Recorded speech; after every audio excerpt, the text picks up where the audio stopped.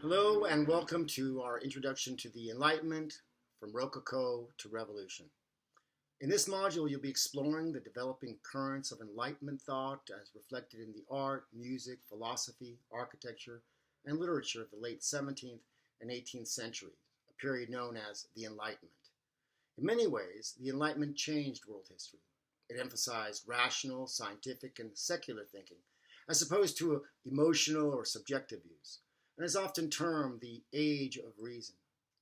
It is defined as a period that focused on rigorous scientific, political, and philosophical discourse that influenced European and American society from the late 17th century to the ending of the Napoleonic Wars in 1815, when the Romantic period and its reaction to the limitations of reason became the main intellectual spirit of the times. While this revolution in thought led to actual national revolutions, American and French, and the development of, for the most part, democratic societies, the roots of these ideas and this focus goes back to classical times. One can trace the development of this focus on rationalism, empiricism, and humanism from classical Greece and Rome to our present day. It bears mentioning that this focus and course of study was interrupted during the Middle Ages due to a shift in focus from secular humanism to a focus on religious issues and our relationship to a divinity. And while this focus on reason and logical approaches to all studies was somewhat abandoned for a more religious and faith-oriented discourse during the medieval period, the rediscovery of this emphasis on empiricism, natural science, and rationalism, on the here and now as opposed to the hereafter, on human affairs and purpose, on our relation to each other rather than our relationship and purpose in regard to a divine creator, is what became known as a Renaissance in the 14th through the 16th centuries. And it was this rediscovery, this rebirth of natural scientific study and its applications that the Enlightenment thinking primarily stems and partakes. There are many factors that led to this particular movement away from faith-based beliefs, religious dogma, or supernatural explanations for physical phenomena. For one, there was a resurgence of the focus on the natural sciences, as first noted among the ancient Greek pre-Socratic philosophers, such as Thales, Parmenides, and Heraclitus, whose studies involved observation, measurement, analysis of natural phenomena, so as to understand the cosmos, nature, and our place in it.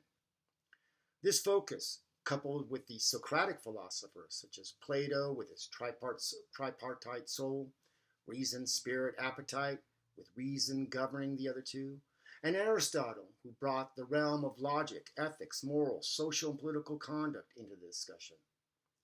Recent archaeological findings from the classical period, the disillusion with the horrors of wars experienced in the 30 Years' War, and New World exploration and contact with these cultures, likewise are factors that led to a new worldview, new democratic ideals, and an age of reason.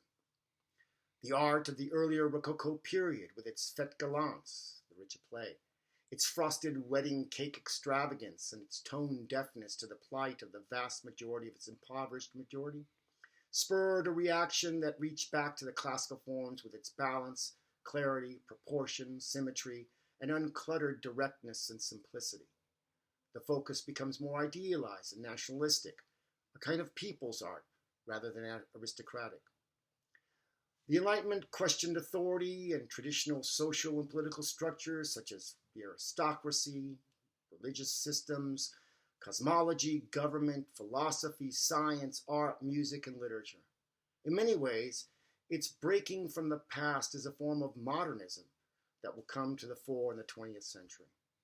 As you explore this unit, you may want to look into the works of architects such as Wren, Jefferson, and Jones, painters such as Boucher, Watteau, Fragonard, Rococo painters, and Poussin, one of the early neoclassical painters that will lead into this 18th century, the works of David, Hogarth, and Ingres, sculptures by Houdin, Canova, Giraud, music by Bach, Mozart, Haydn, Handel, Rossini, philosophy by Bacon, Descartes, Locke, Hobbes, Hume, Montesquieu, and Rousseau.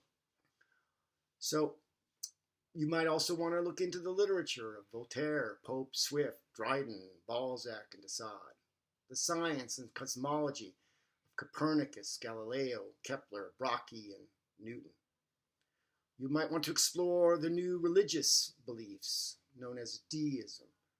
All of these reflect the values, the attitudes, the thought processes of the 18th century, the Age of Reason, what we know as the Enlightenment. So enjoy your study. I look forward to reading all of your insights and creative thought as you submit your assignments. Please let me know if there's going to be any questions that you have. And as I said, look forward to hearing from you. Take care.